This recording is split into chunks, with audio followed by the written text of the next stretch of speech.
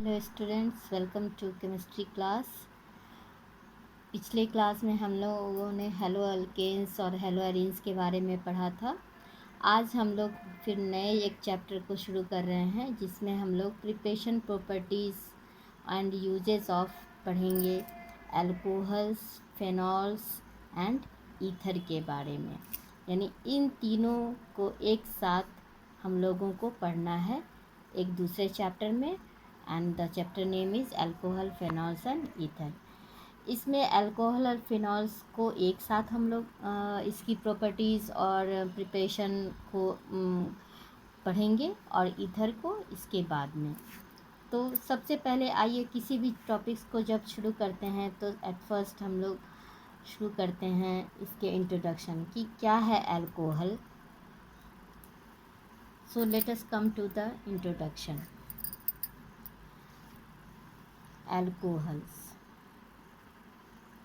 Alcohols आप जानते हैं कि इसमें जो फंक्शनल ग्रुप होता है वो क्या होता है, OH होता है।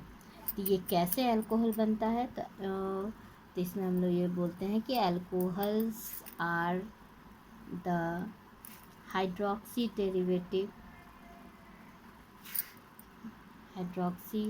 Derivatives of aliphatic hydrocarbons. यानी हाइड्रोकार्बन्स में से एक H को हटा करके OH ग्रुप रिप्लेस होता है। डैट मीन्स हम लोग इसको कह सकते हैं कि alcohols are obtained by replacing one or more hydrogen atom of the aliphatic hydrocarbon by the corresponding number of OH group।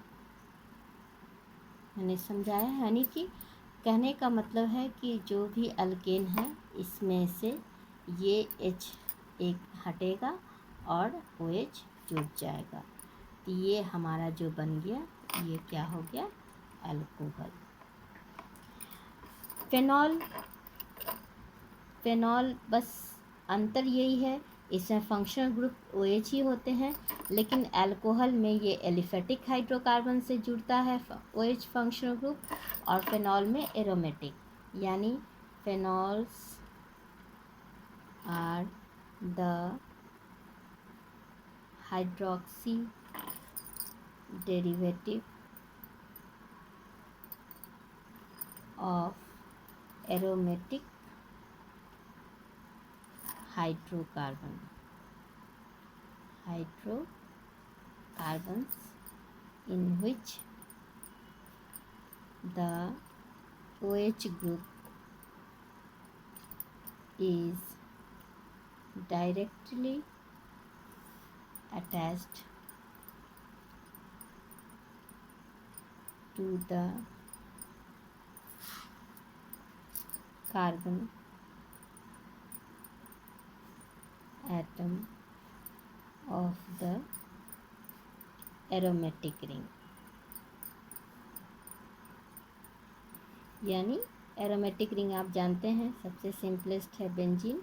तो बेंजीन में एक H को हटा करके जो बन जाएगा ये हो जाएगा फेनॉल। यानी कंपैरेटिवली हम लोग कह सकते हैं कि एलिफेटिक में जब ये रहेगा तो इसको हम लोग बोलेंगे अल्कोहल, और जब रिंग में एरोमेटिक रिंग के साथ जब एक H को रिप्लेस करेगा ये OH ग्रुप तो ये हो जाएंगे फिनॉल। तो this is alcohol and this is phenol. अब हम लोग इसके क्लासिफिकेशन को थोड़ा सा समझते हैं कि क्या क्या है।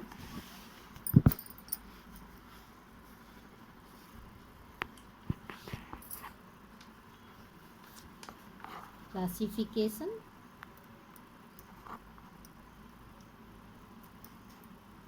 Of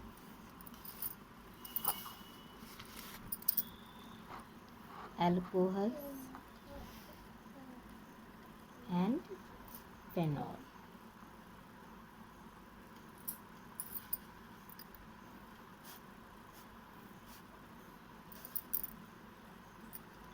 Alcohols and phenols may be classified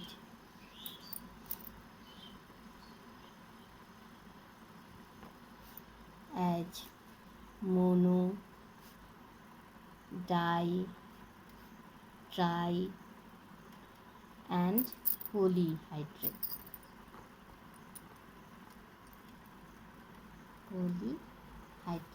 compounds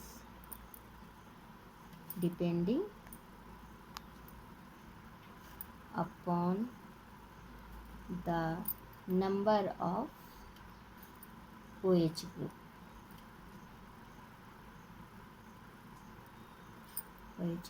present. यानी एक OH ग्रुप है, इसको हम लोग कैसा बोलेंगे? मोनोहाइड्रिक। यदि 2 OH ग्रुप है, जैसे एग्जाम्पल के लिए ये ले लीजिए, ये हो गया डाईहाइड्रिक। यदि 3 है,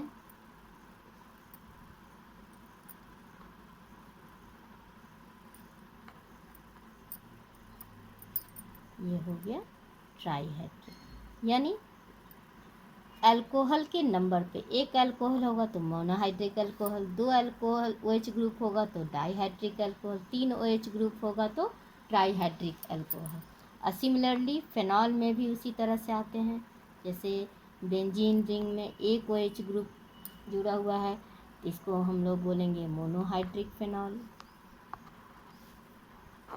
यदि 2 OH ग्रुप 2 हाइड्रोजन को रिप्लेस करके है, ये हो गया डाईहाइड्रिक डेरिवेटिव। और यदि 3 रिप्लेस करके है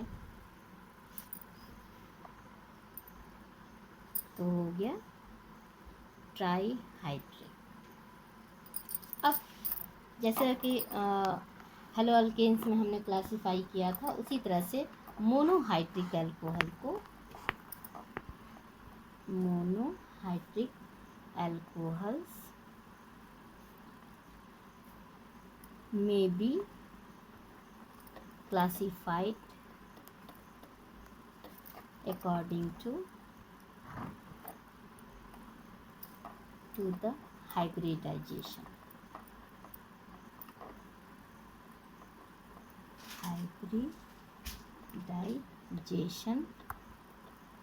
of the carbon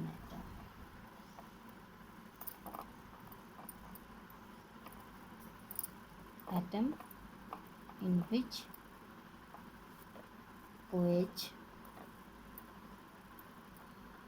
group is attached। मतलब जिस कार्बन से जुड़ा हुआ है OH ग्रुप, उस कार्बन की हाइब्रिडाइजेशन को देखते हैं। पहला कंपाउंड containing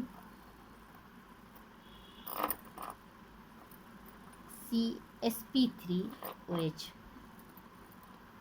bond।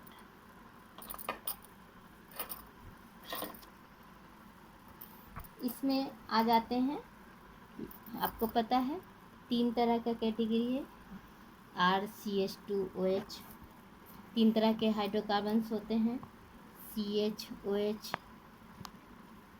RR और COH।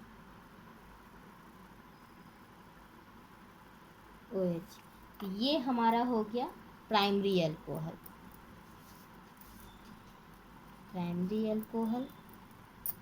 ये हो गया, ये सेकेंडरी कार्बन एटम से जुड़ा हुआ है तो सेकेंडरी अल्कोहल। और टर्शियरी से है तो इसलिए हम लोग बोलेंगे इसको टर्शियरी अल्कोहल। आपको पता है प्राइमरी को 1 डिग्री, सेकेंडरी को 2 डिग्री और 3 डिग्री। और इसमें जितने भी ये कार्बन से जुड़े हुए हैं, इस सब का जो हाइब्रिडाइजेशन है इस कार्बन का, वो क्या है? sp3 है। एक सेकेंड, एलाइलिक, यह मैंने पहले भी बताया हुआ है इसलिए शॉर्ट में इसे बताऊंगी। एलाइलिक अल्कोहल, एलाइलिक ग्रुप से जो OH ग्रुप जुड़ा हुआ है, जैसे देखिए CH2 double bond CH, CH2 OH, ये एलाइल ग्रुप है, तो इसको हम लोग बोलते हैं, ये भी आपका क्या है, प्राइमरी अल्कोहल। ठीक है, मान लीजिए इस तरह का कन्फिग्रेशन है, CH2 CH, CH OH और CH3, ये है आपका सेकेंडरी, मतलब जो OH ग्रुप जुड़ा हुआ है वो 2 डिग्री से, इसलिए इसको बोलते हैं हम लोग सेकेंडरी अल्कोहल। और यदि ये है configuration CH2C, CH3, CH3 OH, ये आपका हो गया टर्शियरी अल्कोहल। इसमें जो पेरेंट कार्बन है वो कैसा है, एलाइलिक फॉर्म में है, ये हो गया आपका। लेकिन इस सब में जो हाइब्रिडाइजेशन है वो कार्बन का क्या है, CsP3। सेम जैसे है बेंजाइलिक में भी है, बेंजाइलिक अल्कोहल, यहाँ बेंजाइल ग्रुप किसे होते हैं, ये बेंजीन रिंग है, इसमें ये इतना ये बेंजाइलिक, और यहाँ पर CH2, तो ये कार्बन का जो है वो हाइब्रिडेशन कैसा है, ये sp3 है, तो ये हो गया आपका 1 डिग्री एरोमेटिक अल्कोहल। यानी ये यदि इसी में ये कंपोजिशन है, 2 H है तो एक H को हटा करके एक CH3 ग्रुप आ गया है, तो ये हो गया आपका 2 डिग्री एरोमेटिक अल्कोहल। और यदि ये बेंजाइल ग्रुप में दोनों ही H हट गए हैं किसी अल्काइल ग्रुप से और OH है, तो ये आपका हो गया टर्शियरी यानी 3 डिग्री अल्कोहल। ये है आपका एक क्लासिफिकेशन। और CsP3 में